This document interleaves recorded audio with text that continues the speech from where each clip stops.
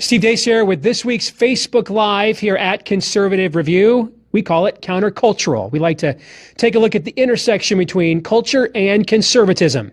Before we get started, though, I want to remind you our brand new show is going to debut on CRTV February the 27th. We're very excited to join the outstanding team here with the great one, Mark Levin, Mark Stein, Michelle Malkin, as well as Stephen Crowder, and then there's us, because they have pity here at Conservative Review. So take advantage of the promo code DEACE. That is DEACE. Get your discount early bird subscription so you don't miss an episode when we debut here at CRTV on Monday, February 27th. Promo code DEACE. Well, yesterday we had, I think, a benchmark was crossed in our constitutional republic. And when you have a momentous event like this, there are people that I think are deserving of congratulations, that often get overlooked, that are sort of, your hidden figures, if you will, your unsung heroes. And when you have the Washington State Supreme Court yesterday rule 9-0, that your conscience is not your own, that it belongs to the state. King George III agreed with that, by the way. Well, when it rules the First Amendment is gone. It's not even a living, breathing document anymore. It's a dead letter. When we cross a Rubicon like this, there are just so many people to thank. That there's one group in particular, I think, that has been lost and deserves, shall we say, their own reward in full. And that is the church in America. I was reading this week, there is a church in New Hampshire which dates back to 1622, that is going to put on a performance of the Vagina Monologues. Because why not? And in this era of fake news, we have lots of fake churches like this one, except this New Hampshire church, I think it's called Plymouth Congregational, wasn't always a fake church.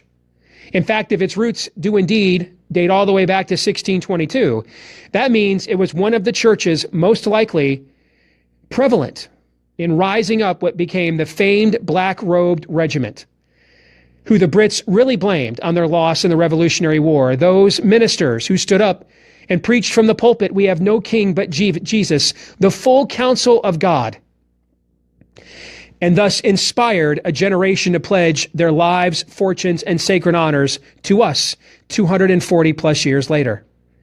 And now here we are, 240 plus years later, and those same New England churches are putting on the Vagina Monologues.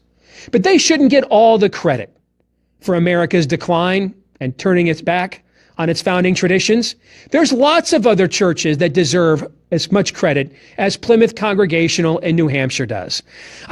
For example, if you go to the largest church in America, if you go to the largest church in America with self-esteem guru / heretic Joel Osteen, you deserve some credit for this too.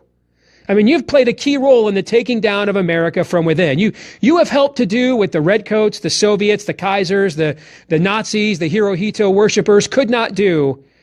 You have diminished the shining city on the hill to a mere flicker.